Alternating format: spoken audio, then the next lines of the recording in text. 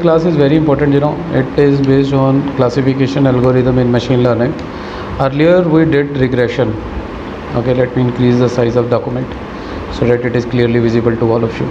See, in machine learning, broadly, basically, all the problems are classified into two groups. All the problems are basically classified into two groups, and I already wrote one article on the basis of this, and it is published in LinkedIn. So I'll advise you all to just go to my LinkedIn account and check the article based on classification and regression algo, how these two algos are different from each other.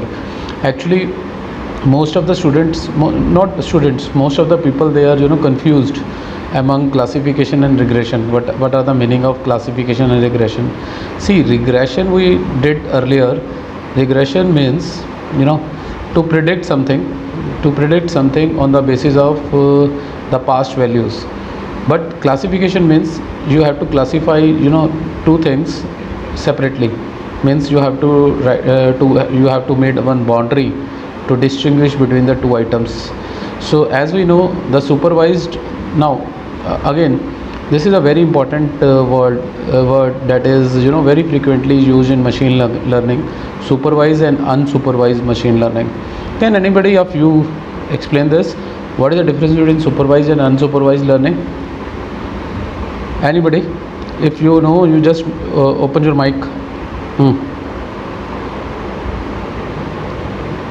Who is speaking? You just Sunil. Okay, Sunil Dutt. Yes.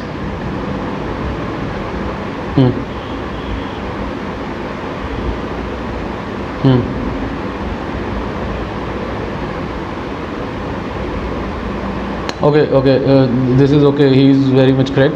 See, supervised learning is, as the name suggested itself, where there is some kind of mentor or supervisor is given to you to solve a particular problem. That is what in other words, what I am saying, some kind of hint is given to you prior to solve that question.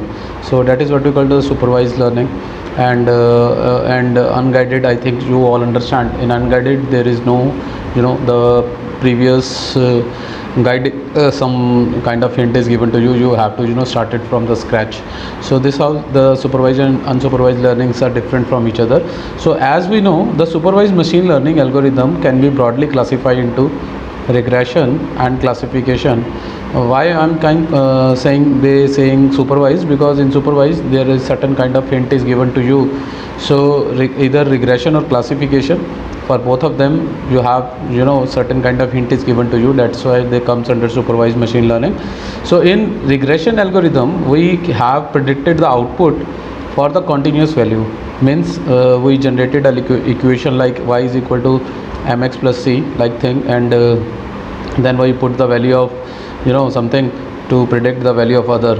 So these are the continuous value. If you put 1.2, you will get the value of y in terms of if you put 1.3 or you put 5 or you put 7, you will definitely have certain kind of values. So that is why it is called continuous values. But to predict a categorical value means like low, high, medium. If you want a result in this kind of in this kind of values like low, high value, yeah, true or false, we need classification kind of algo, because in classification only you can classify the things which are low or high or medium. So that is why. So there are two kinds of data. You have to understand this also. One is continuous data, another is categorical data. For a categorical data we always use classification algorithm, and for continuous values we use regression analysis. So what is the classification algorithm? The classification algorithm is a supervised learning technique that is used to identify the category of the new observation on the basis of training data set. So they are generally in the form of yes or no. The results are in the form of yes or no, or 0 or 1, or spam or ham. Ham is just opposite of spam, which is what we call not spam. Cat or dog, like this. So this kind of categorical data, to identify these kind of categorical data, we use classification algorithm.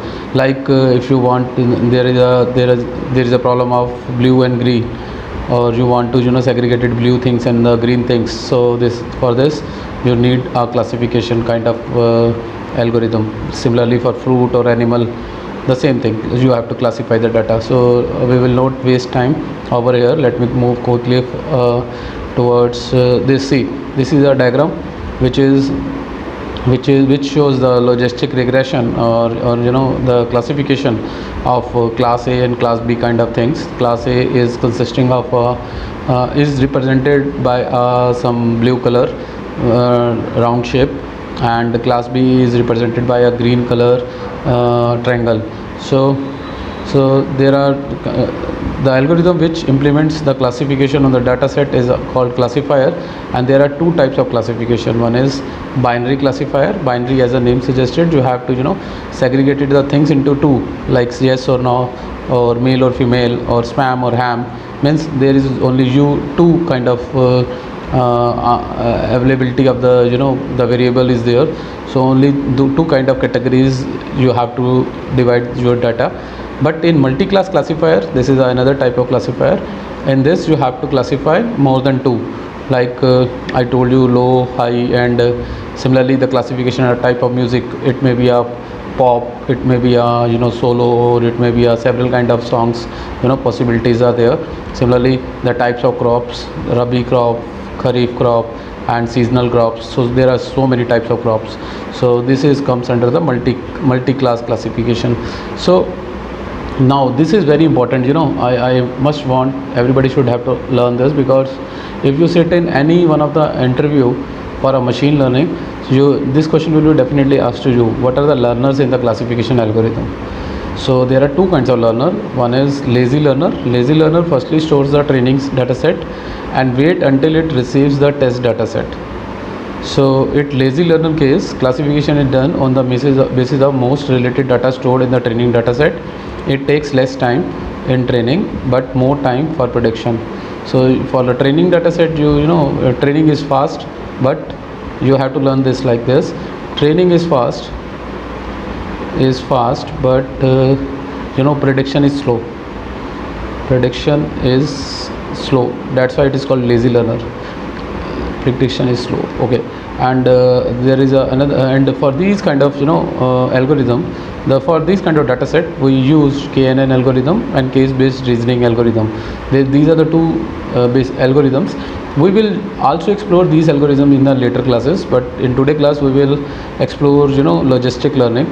So, and another kind of learner is eager learner. Eager learner develops a classification model based on the training dataset before receiving a test dataset. Opposite to the lazy learner, eager learner take less time in training, less time for training, and and more time in prediction. Eager learner takes less time in training and more. This is, I think, this is wrongly written here. They take more time in training but less time in prediction. You just correct it. Eager learner are taking more time in training, more time for training data set, and less time for prediction. So their prediction is very fast. And the examples are decision tree and Naive Bayes and ANN. These are all. ANN is a neural network. So these kind of learning, because they took long time for the training, but their prediction is very fast. So this is how the eager learner are different from the lazy learner. This may be asked to you in your exams also, or definitely it will be asked to you in the interview if you sit for in machine learning. So another thing you have to learn, there are two kinds of models. One is linear model. For linear model, we use logistic regression and support vector machine, SVM. And for non-linear model, we use these are the algorithms. We will discuss it later on. That's why I'm not focusing more on this, but you must have to remember what is the linear model. Linear model in which your data set, like this dots and this triangles, they are segregated by a straight line. This is what we call linear regression, linear model. But if, let us suppose, your data is data is just like this somewhere, and this is triangles, some triangles are there, and you need this kind of separation. So this is what we call non-linear model. So for non-linear model, we used kernel, SVM, Naive Bayes, decision tree, random forest. So k nearest neighbor, these all are these all are classification algorithm. But for the linear models, means the less complex problems, we use logistic regression and support vector machine. But some more complex problem where data is mingled so in such a very complex way, then we use k nearest neighbor, kernel SVM, Navier Bayes, decision tree classification and random tree classification. We will explore it, no worry. But today we will focus on this only because we are going to do a practical on logistic regression. So yeah, again there is a very important thing in a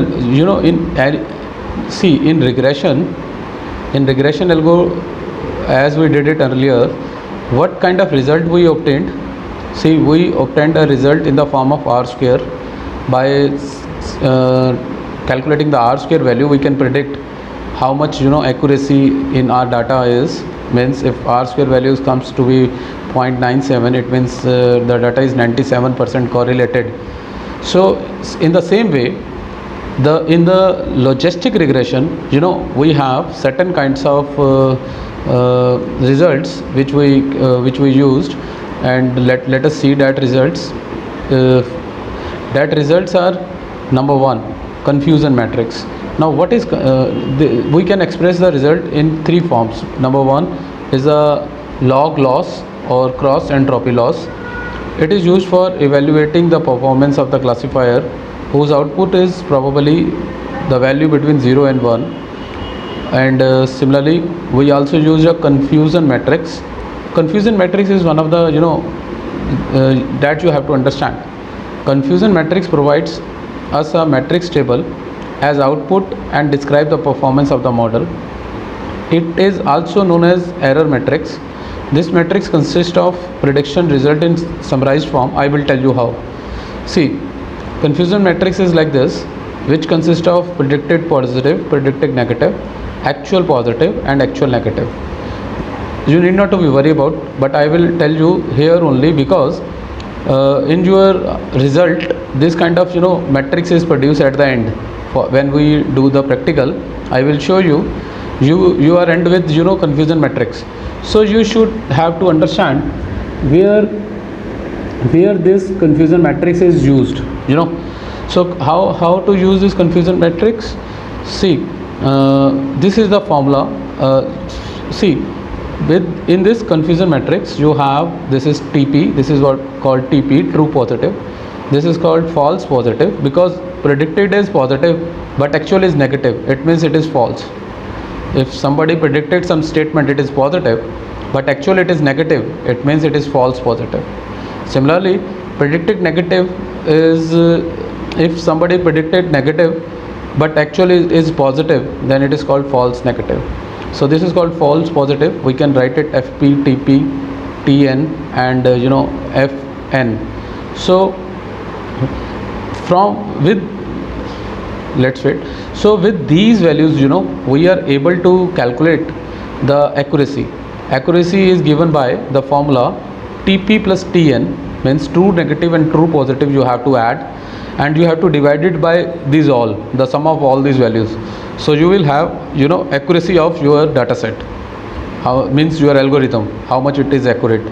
So I am again telling you, please listen carefully. This is a confusion matrix, and confusion matrix is generated by the system itself.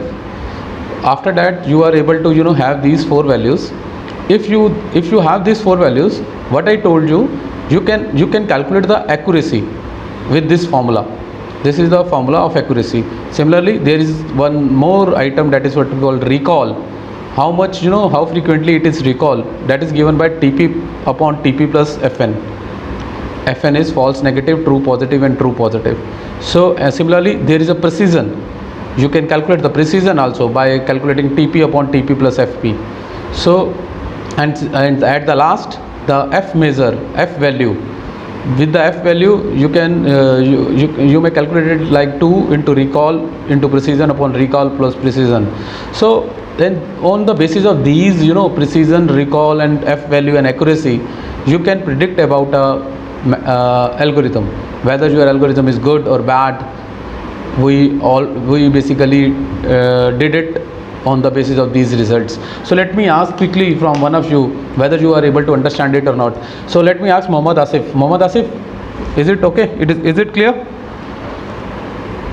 Oh, right. So this is a confusion matrix, and accuracy is given by this formula, recall is given by this formula, precision is given by this formula. Although we did it, we calculate everything with a single click, with a single command, but you should have to understand what is the implication of how accurate your data is. This is calculated by the confusion matrix itself. So I hope let me start. One thing more with on the basis of ROC curve. This is also one of the very important for all logistic classification algorithm. We have this kind of curve with us. We have in the result, and on the basis of this curve, that is what we call receiver operating characteristics curve. So with ROC curve, we can have that is area under the curve. It is also called AOC ROC, that is receiver operating characteristics area under the curve. This will also help us to predict about the algorithm whether it is good or bad. So but how it is predicting it, we will discuss it in the separate class, what is ROC, and otherwise I will advise you all to just go and read about ROC and also go and read about confusion matrix, because these are the two things on the basis of which we can explain our algorithm is good or bad. Okay, and at the last, there are some examples of the classification algorithm. One is email. These are the certain data set which you can easily find out on the Kaggle or on UCI. I'll advise you all to just go and download data set and apply the algorithm that I will show you in a few minutes how to work on that.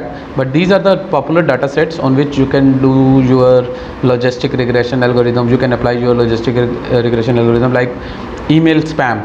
It is a data set in which there are so many email messages.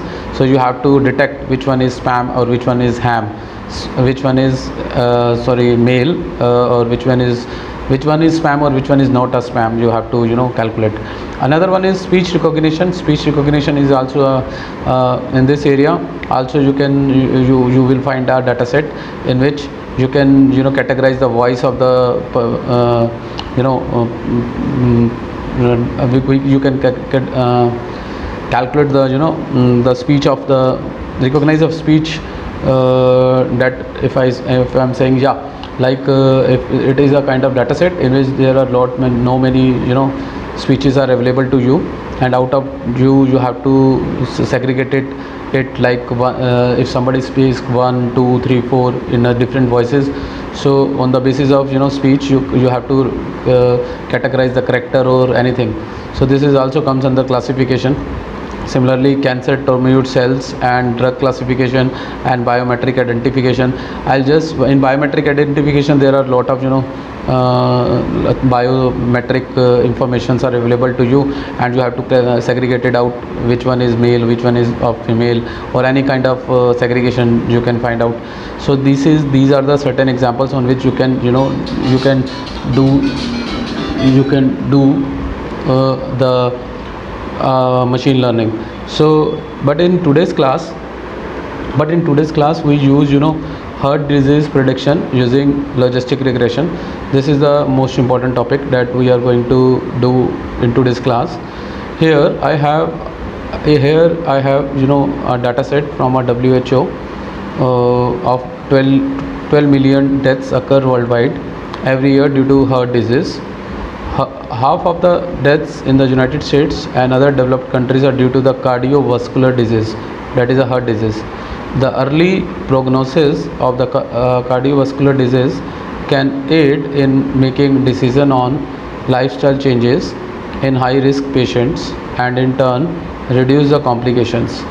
The research intends to pinpoint the most relevant risk factor of the heart disease. Basically, we have to check whether after studying the data set, we have to check whether a person who has a heart disease or not.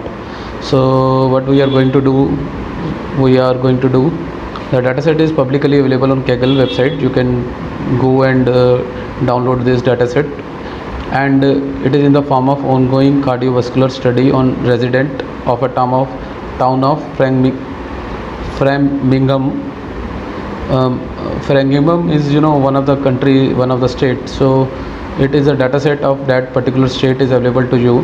The classification goal is to predict whether the patient has 10-year risk of failure coronary heart disease or not. So the data set provide a patient information and everything. So let us start this. Okay, so let me start this. See, this is a Framingham data set. I already have the data set and the file with me, so I am showing you how to do the practical on this. So first of all, you have to import the pandas np as we did it earlier. Also we also include the stats model and matplot for plotting our graphs.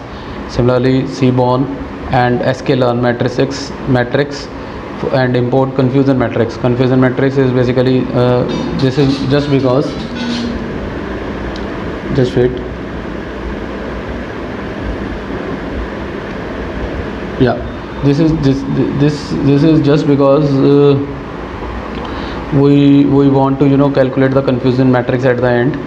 So first of all, you have to run this. If I run this, see, all the packages are, it will take some time because there are several packages. So okay, right, so we kernel ko humne restart kiya.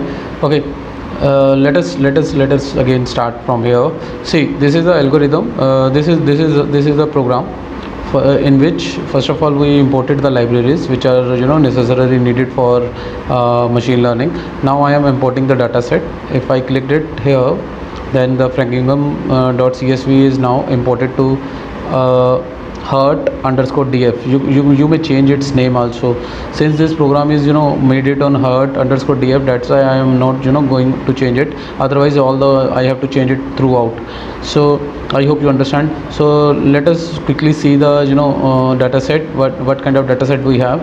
So I am, if you write a command head with 3, it means it will show you the top 3, the first 3 headings, the readings of the data set. It consists of male, age, education, current smoker, cigarette per day, BP, meds, and prevent stroke, prevent diabetics, and so many there are data set on the basis of which there is a 10-year CHD. This is cardiac heart disease. So if a person is suffering from the last 10 years with the cardiac heart disease, so this we have to predict.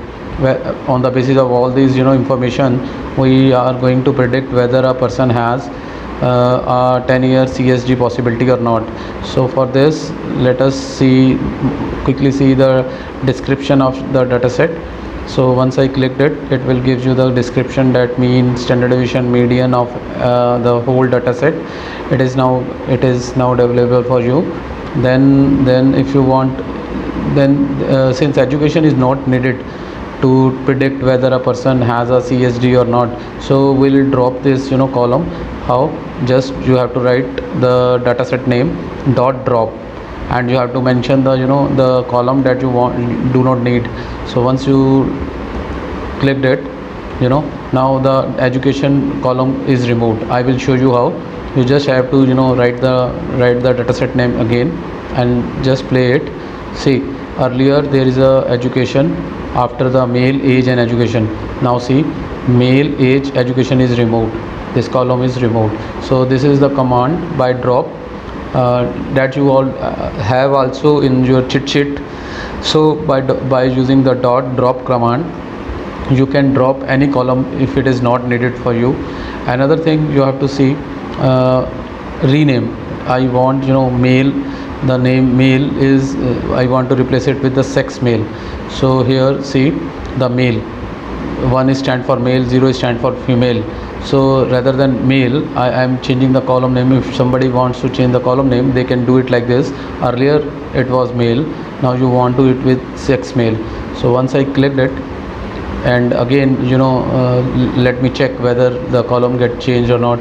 Once you clicked it, see, the earlier it was male, it is shown here male. Now you see after running this command you have sex male, the column name that. So this how you can change the column name, any column name according to you. Now heart of is null, this column male, this column will after running this command there it will show all all the data set in the terms of false, and so every data set get converted into false, means the not null values, there must not be any not null values. So and you again have to check, is there some not null values? Yes, in cigarette per day there are 20 values, since the whole data set is not you can't able to see it here. So but here the total data set is of 4240 rows and 15 columns, and out of this these in cigarette per day there are 29 known null values. Similarly this BP mets, it has 53 not null values, total cholesterol 50 not null values, and glucose 388 not null values. So these are the not null values. Now you have to delete it, either you have to delete this data set or you have to fill it with something. So what here they are doing, the total number of rows of the missing values is count, and then what you doing it is 550, since it is only 13%. You are calculating only the percentage first of all, how much it is. So once you run this, it will gives you the total number of rows are missing is 540, and out of 540 only 13s are the missing dataset value. So you just drop this, you just drop the missing values. So here we dropped all the values which has null, which has the null value inside it, we dropped it. So after that the length of the index will become 4240. Earlier it was 4220, and out of which total missing rows values are 540. So since it is only 13% of the entire data set, the rows with the missing values are excluded. So you excluded the missing values, but the rows you have excluded, but the columns remain same. So 4240, but now it is 4200, and why it is remains same. Okay, let me run it again. Yeah, so why although it is excluded, missing values are excluded, but it's okay. If you check the length of the heart, why it is happen, can anybody tell?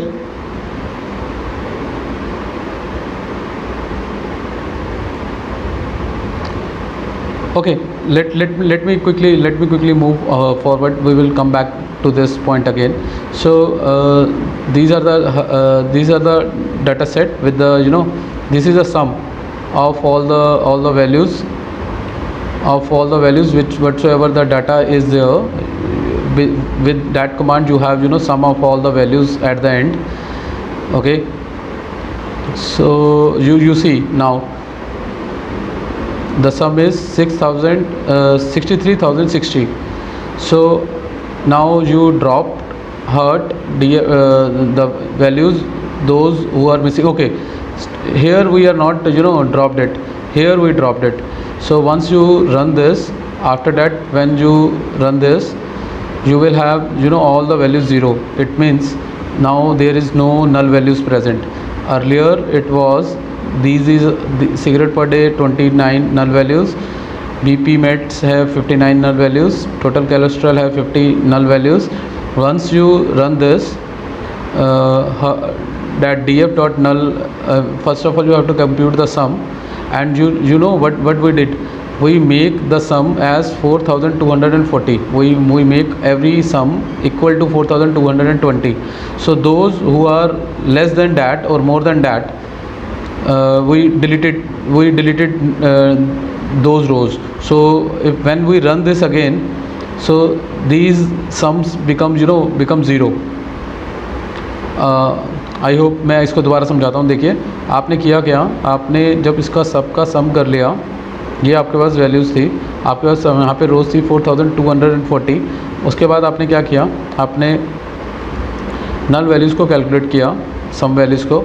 अच्छा, क्योंकि अब मैं पहले run कर चुका हूँ ना, तो इसलिए यहाँ पे भी ये 0 दिखा रहा है, क्योंकि मैं वहाँ पे रन करके आ गया हूँ पीछे। Okay, let me then move forward, आगे चलते हैं। देखो अब ये यहाँ पे करेक्ट आया था डाटा 3751, वो 4000, वो जो था हमारे पास 4240, इसमें से इसको सब्ट्रैक्ट करो। 4240 में से आप ये सब्ट्रैक्ट करो, कितना था यहाँ से जो वैल्यू आई थी, उसको जब आप सब्ट्रैक्ट करोगे तो वो 3751 आएगा। देखिए x इज इक्वल टू 0 का मतलब ये होता है कि आप उसके अंदर, और इम्प्लेस इज इक्वल टू ट्रू, ये पैरामीटर्स लेने ज़रूरी है, क्योंकि ये कमांड के साथ ही यूज़ होते हैं। ड्रॉप एन कमांड के साथ ये आपको लिखने ही पड़ेंगे। x इज इधर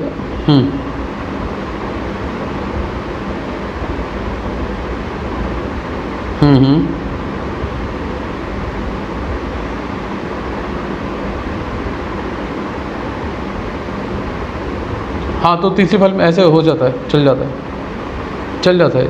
ओके, अच्छा सुनो, इसके बाद हमें करना क्या है, जो मेन जो हमने आपको प्रोग्राम रन करके दिखाना है। Let me first of all quickly show you that. रुक जाओ, अभी मैं आपको पहले वो दिखाऊं जो मेन चीज़ है, हमारी जो एल्गोरिथम है। ये तो डाटा सेट को प्यूरीफाई कर रहे हैं, इसका कोई, एक मिनट को, या यहाँ से देखिए, यहाँ से हमें बेसिकली पढ़ना है sklearn से।